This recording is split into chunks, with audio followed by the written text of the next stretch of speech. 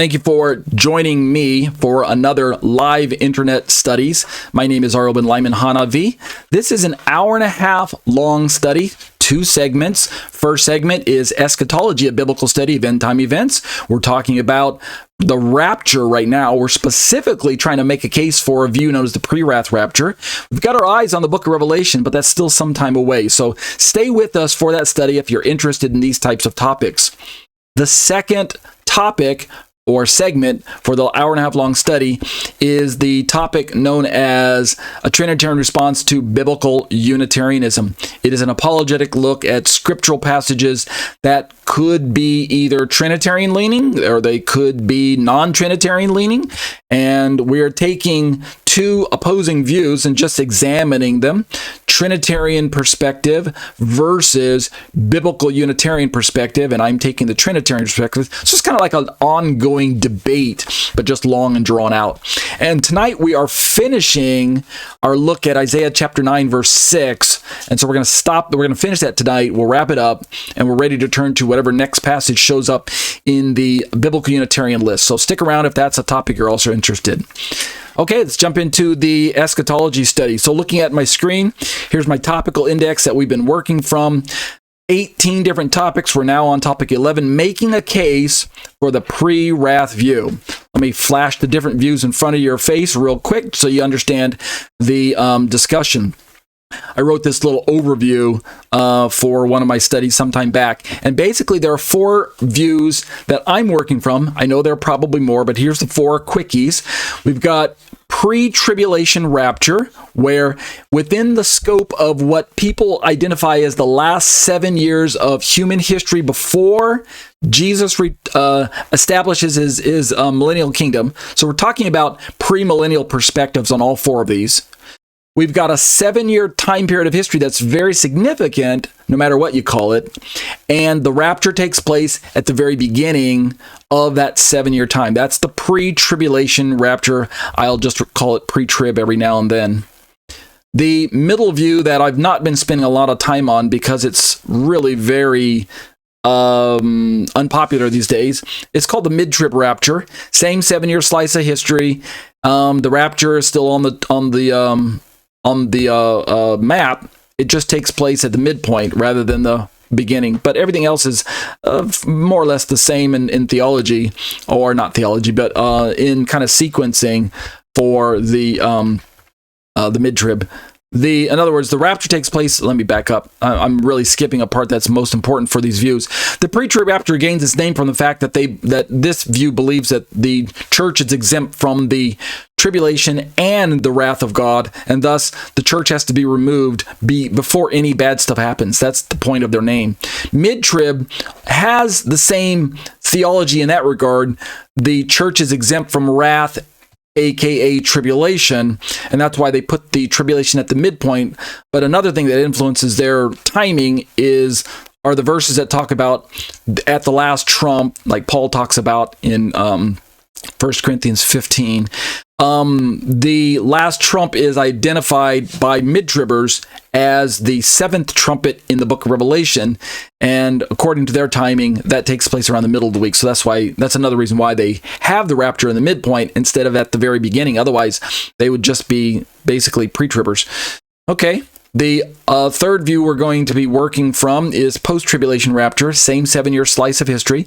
Post-trib doesn't have one particular view that they espouse. This chart shows God's wrath, aka the tribulation, stretching across either the entire 7 years or it's broken up between tribulation and great tribulation. Indeed, all of them so far have had tribulation and great tribulation, so that's worth noting. But the defining feature of post-trib is that Christians go through all of it. They go through tribulation, they go through God's wrath, and the rapture doesn't take place to the far end of the very end of the 7 years. Meaning, how do we make sense of the verses that say that we're not destined to wrath, like 1 Thessalonians 5:9? According to post-tribbers, God protects us from the wrath of God supernaturally, similar to the way that Israel was protected in Egypt when the plagues were raining down on Egypt. Israel enjoyed protection from God supernaturally. And this is part of the theology of post-tribulation rapture, in that God's not going to take us out of the place. He's going to shelter us in place and protect us from within the sphere of danger, which is a lot of their theology is built on very few verses, which I think is embarrassing for their position. But unfortunately, in my experience, is built on some speculation. But we have a final view that provides, in my experience, in my opinion, the more balanced. It kind of avoids the weaknesses of the previous views, but it retains the strengths of the previous views. So it's a synthesized version of all the other views that came before it. It is, to be sure, the Johnny come lately. It is the new kid on the block. As we say in Korean, it's the maknae. It is the newcomer. So the Prewrath rapture is that youngest of the views. It's, I mean, really, honestly, it's like still wet behind the ears, right? 30 years old, maybe. Came out in the 80s with Rosenthal and Van Kampen's books. Prewrath rapture takes the same 7-year time period, and it breaks the 7 years up into 3 very definite sections. Reading from left to right and from beginning to end. It's got the beginning of sorrows, and then the great tribulation, and then the day of the Lord, or God's wrath. So it's still 7 years, just got these very, very carefully labeled time frames, and the rapture takes place in the middle between the great tribulation and the day of the Lord. Indeed, the rapture is so named because it is still prior to God's wrath being poured out, just like 3 of the views, just like two of the other 3 take, right? Just like pre-trib and mid-trib. God's wrath is avoided because God rescues us before he pours out his wrath, but we do have to go through the great tribulation. So those are the 4 views that we're working from. But what we're doing now is we're zeroing in on the pre-wrath rapture. When is it supposed to be according to this view, and why do all of these time frames matter? So what we left off last week is we're having this discussion about distinguishing between the great tribulation and the day of the Lord. And Brother Aaron Eggman's blog post, or his website, the blog that he wrote back on June 14, 2016, that you can see the date right now on your screen. That's the information that we're working from. So let's jump right into that. So what Brother Eggman did for us is this is where we left off last week. We've got these charts that describe what he's trying to convey, which is extremely central to helping the pre-wrath view in its perspective. We've got the 7 years in front of us, and we've got names and characteristics of the 7 years that are showing up in the Bible. According to post-trib, the entire 7 years is either God's wrath / Satan's wrath. In other words, all of it is tribulation, all of it is pressure, all of it is punishment and judgment, according to this version of the post-trib. Remember, I mentioned that post-trib has some differing perspectives. I do have to show you that, otherwise you're not going to be able to follow what I'm talking about. If we look at this version of the 4 views, post-trib at the bottom of my chart has wrath of God only occupying a mere maybe 3.5 years of the 7 years, according to this version of a representation of their timing, right? It doesn't run the full 7 years like the pre-trib one at the very, very top of this chart. So according to this version of pre-trib, again, there are pre-trib teachers out here that, again, they have disagreement on how much of the 7 years is God's wrath. When we look at and compare it to this version, we see in the lower left corner, post-trib has the day of the Lord and the rapture taking place, where the day of the Lord is after the rapture. In this sense, it is pre-wrath, if the day of the Lord is the wrath of God. But all that stuff in front of the rapture arrow pointing up is still tribulation that we go through. I suppose if I had to agree with a post-trib model between the 3 that I've shown you, I would go with this one, where the day of the Lord is after the rapture. Because in this one, the rapture is after the wrath of God, or after the day of the Lord. And then in this one, the rapture is also after God's wrath has been poured out. So going back to Brother Aaron Eggman's charts, in one version, he's using, I guess, maybe one of the more popular versions. Post-tribbers say that God's wrath will run its entire course. Satan's wrath will be running consecutively at the same time. And then the rapture is at the far right, meaning at the end of the 7 years. We just go through everything as Christians. We're not destroyed by God because he supernaturally protects us, etc., etc. That's their perspective. But the point for this post is that God's wrath and Satan's wrath are not distinguished from each other. Meaning, when all the bad stuff is happening on earth, there's no way to tell what part is God's wrath and what part is Satan's wrath per se, because they're just running simultaneously at the same time. The comparison to that would be the pre-trib view. It's the same picture that we're looking at as far as 7 years and all the bad stuff. The only difference is we just swap the position of the rapture. Instead of being at the end of the 7 years, we just move it all the way to the very beginning. The rapture is at the very beginning of God's wrath and Satan's wrath being poured out. That's the pre-trib version, skimmed down. And then by comparison, the pre-wrath says, no, we have problems with both of those views. Satan's wrath is one thing, and God's wrath is something else. And the rapture separates those two types of wrath, and it becomes necessary to distinguish between these two because of details that we're going to keep reading as we go into this blog. So stick around and pay attention. This is actually a very important starting point to help those of you who want to decide on which view you're taking, to decide whether or not you are going to go through whichever one of these wraths that we're deciding, that we're talking about. So we're not really just having a discussion on the timing of the rapture. That's not maybe one of the most all-important things. A very important pillar to whatever theology you hold to is, what is wrath and why should you go through it, or why should you be exempt from it? Right? In other words, if you're the world, obviously you're going to go through all of it. I think that's the given. This is a discussion in-house. We're talking about Christians going through or being exempt from the wrath of God, the wrath of Satan, the tribulation, etc. We're not talking about the world's perspective. We as Christians know that the world is going to go through it all. So really, where the rapture takes place in relationship to the world doesn't matter to them, because they've rejected God, His Messiah, His Holy Spirit, and the truth that could have saved them. They don't care. They're in blindness. They're in darkness. Nope, they're asleep. So from their perspective, they don't care. Pre-trib, mid-trib, post-trib, no-trib. Well, yeah, I wish that, they wish it was no-trib, but it's not going to work that way for them. So let's look at another chart starting tonight. This is known as a classic Venn diagram, V like victory, ENN, named after the gentleman who kind of originally invented this perspective, Venn diagram. And this time, instead of two circles like you're used to seeing on a MasterCard logo, has three circles.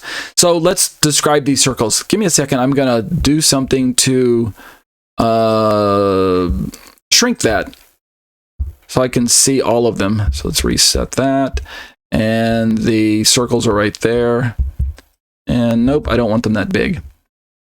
Just maybe this is probably good enough. You can see all three circles is the point I'm trying to say in the screen. So we have pre-trib, and if I need to zoom in, we have pre-trib with post-trib with pre-wrath.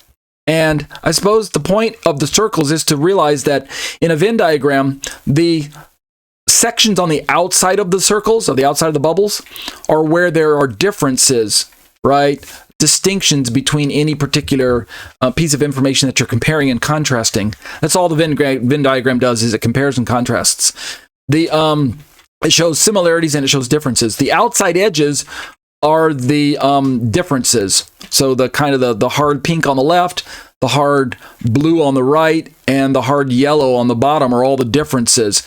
For instance, for pre-trib, the Christians will not experience persecution at the hands of the Antichrist. But compare that to the post-trib. Christians will be on the earth during the trumpet judgments. Some post-trib views include the bowl judgments as well. In other words, Christians will experience the persecution of the bad stuff. But if you look at the middle where they both agree, where they have some similarities, God's wrath and Satan's wrath occur at the same time in both models, both pre-trib and post-trib. They both agree that God's wrath and Satan's wrath largely are not distinguished from each other. Look at the second bullet point in the far left side of your screen. Christians will be raptured off the earth before Daniel's 70th week even begins, right? Thus their name, pre-trib. Post-trib, by comparison, if you look at the bullet point on the far right, in the blue section, Christians will be raptured off the earth after Daniel's 70th week has been fulfilled. So again, these are really the mutually exclusive, polar opposite opinions that we're examining when we're looking at rapture timing. But the bottom line is they both agree that God's wrath and Satan's wrath are largely overlapping time frames. Now, when we begin to compare those two to the pre-wrath, the section at the very bottom, let's scroll to that first, Christians will be on the earth for Satan's wrath, but not for God's wrath. So notice how it contains some elements of either one. It talks about Satan's wrath and God's wrath, but it doesn't conflate them. It doesn't overlap those wraths. It separates them. They will be on earth for Satan's wrath, but not for God's wrath. This is according to the pre-wrath model. And the other bullet point is that Christians will be raptured off the earth after the midpoint of Daniel's 70th week, but before the fulfillment of it. So again, timing is important when it comes to pre-wrath view. But look at the parts that are in agreement with the other two views. We got a kind of an orange section. In post-production, these will be, I'll put little squares around them so you can see which version I'm talking about. But in pre-production, you guys in class can't tell what I'm talking about unless you're just following along. Reading, the orange part says, which is kind of on the upper left right now of your screen. So where the combination of the pre-wrath and the pre-trib are combined, they agree. We both agree that believers of the present age will not be on the earth during God's wrath. That is the pre-wrath view and the pre-trib view. When I say we, I'm a pre-wrather. I agree with pre-tribbers that we will not be on the earth during God's wrath. This is in distinction. Pre-wrathers and pre-tribbers disagree with post-trib about us being on earth during the wrath of God. We both agree that we're exempt from the wrath and that we're not going to be here. But if you flip to the other side, on the right side, where the writing is green and the color is a combination of the yellow and the blue. So this is where the pre-wrath and the post-trib have an agreement. We both agree that Christians will experience persecution at the hands of Antichrist. And this is in disagreement to the pre-trib view on the left. So you see what's going on is that really any given view has similarities between the other two. And notice the mid-trib just dropped off the list here. Many people believe that the mid-trib probably got subsumed or absorbed into the pre-wrath view, as once the pre-wrath view became a little bit more granular, a little bit more detailed, a little bit more fleshed out in its timing. Many people believe the mid-trib view just couldn't hold up. And since the pre-wrath places the rapture closer to the middle mark than either the pre-trib or the post-trib does, many people think and treat the pre-wrath view as a sort of a modified mid-trib anyway. So we don't have it on this chart. But any of the circles that are in view have areas of agreement and then overlapping areas of agreement, as well as hard distinctions from any of the other views. But notice that right smack dab in the middle, all of us, including the mid-trib, which you're not seeing, all of us have two very important bullet points that I do need to highlight. All of the views seek to interpret the Bible literally. Have you noticed that? And I think that's to be recognized. Yeah. And then all hold to a futurist view of the end times, meaning all of these views are what we call premillennial. We all believe that there's going to be a rapture or second coming of Christ that ushers in a literal 1,000-year kingdom here on earth that we describe as the millennium. So all of us are premillennial. So again, before I jump into the rest of Brother Eggman's blog here, just remind you that the discussions and disagreements that we're having need to be within the spirit of messianic love and sympathy for one another, because none of us has all the answers, and we're all doing our best to study to understand what the scriptures say about this very difficult topic. None of us has all the answers, but I do believe that as we continue to study, that the Lord is faithful to show us more and more detail and to allow us to press in and to be able to absorb further and further aspects of Revelation that we would not have gotten if we just took a surface level view of the scripture. So I'm trying to hold both of those in balance. We want to study, yes. You want to press in, yes. But you also don't want to be judgmental of people who who aren't at the place of study that you are. You don't want to look down on people. So for that reason, I want to say something real quick before I get started. Last week, I kind of rattled off these words shills, trolls, rapture haters. Like 30 minutes into my study or something, I started going off on this rant about people who just deny the rapture. And I felt convicted about that this week. I don't think that was probably the proper way to, in fact, I'm pretty sure that's not the way to treat people who don't, or speak of people who don't have the same perspective that I do. So I apologize for those words. And if they were hurtful to you, then I apologize. But what I do want to emphasize is that, and this is maybe a word of warning, a word of admonition to those of you who like to use the language on YouTube of why I no longer believe in a rapture, when actually what you're trying to convey is why you no longer believe in a pre-trib rapture, a secret rapture, an any moment rapture. And what you're trying to convey is that you now believe in a post-trib. Most of the YouTube videos that I have surveyed, previewed, or even outright watched the whole thing, whenever there's thumbnail language related to why I no longer believe in the rapture is not biblical, the rapture is a hoax, those types of kind of clickbaity type of thumbnails or YouTube description labels to their videos. In my understanding, once I go to watch the video, almost invariably, almost without exception, the person in the video goes on to describe what is properly identified as the post-trib position. Or some of them are describing some type of amillennial, absolutely where there's not even a 1,000-year kingdom. But for most part, I mean, a good high 90s percentage, most of those people will say we don't believe in rapture or something to that effect, and that's what the label on their YouTube videos says, so that you click on it, you're like, what? As a Christian, you're like, what? You don't believe in a rapture? What about 1 Thessalonians chapter 4, right? What about 1 Corinthians chapter 15? What about 2 Thessalonians chapter 2? You know, you're thinking, what? No rapture at all? And then you go on to watch the video, and really what they're saying is, I used to be pre-trib, but now I'm post-trib. And that's all they're really saying, is they're kind of trying to emphasize that post-trib from their perspective is a non-secret, anytime, any moment, signless rapture. And in some cases, like for instance, Professor N.T. Wright, they do not believe that Paul is actually literally speaking of movement going up and movement coming back down. They think that Paul is actually just using metaphors and similes and descriptive language to describe Jesus ushering in the 1,000-year kingdom, and he just uses language that was familiar to many of the people over there, of dignitaries coming to visit a town where everybody went out to town to greet him, and then ushered him in back into town. You know, the Greek word parousia.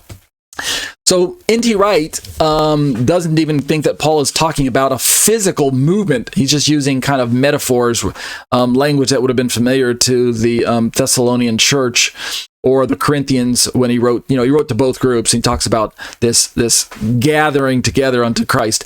But others, for the most part, as far as I can tell, they're just pushing a post-trib view, but they use the language of, I don't believe in a rapture anymore, or the rapture is a hoax, and I don't want to call you shills and trolls and rapture haters, but isn't your label or description a bit misleading to just say you don't believe in a rapture, when really you do believe in the second coming? You do believe in maybe a quick upward movement into the air and then a quick plop back down on planet Earth. Some of you do. Many of you do. You know, Lutherans are holding to this view of second coming language, and resurrection language precludes rapture, or doesn't have to be described as rapture. It's really just resurrection. Catholics hold to that view as well. A lot of other organized religious denominations hold to that view. A lot of Messianics hold to that view. So there's a lot of post-tribbers out there. I get it. You guys are really kind of trying to teach what you believe in contradistinction to pre-trib, which is really losing a lot of people left and right because of its indefensible theology, its indefensible position. So I get it. Yeah, pre-trib is like a sinking ship, and everybody's jumping ship, and a lot of people are simply jumping over to post-trib, and that's why they post videos that say why I no longer believe in pre-trib, but they label it as why I no longer believe in a rapture. And I think that's misleading, because you do believe in a rapture, you just don't believe in the timing being pre-trib. Or maybe you do. Maybe you have abandoned rapture. I don't know. Either way, Just be careful the way you post your videos. That's just my recommendation. All right, let's jump into Brother Eggman's blog post. Okay, so we're talking about the important distinction that I'm trying to make when I'm taking this make a case for the pre-wrath view. The important distinction that I believe must be made between the wrath of Satan and the wrath of God, and why. And so what I'm going to try and do is read down through this without stopping first, and then go back and do the comments. I always try to do this. Many times I fail, but I'm always feeling inspired to be able to do it. So you ready? Here we go. This is Brother Aaron Eggman from his web resource at prewrathresources.wordpress.com, and he's got resources there. This is what it would. Sorry. Let me reset that. There we go. This is basically what his website would look like if you were like on the homepage. The saints go up and the wrath comes down. He wrote the book entitled The Saints Go Up and the Wrath Comes Down. Brother Aaron Eggman gave me permission to use his resources freely. So I want to give credit where credit's due because he gave me permission to do so. Okay, let's read what he has to say.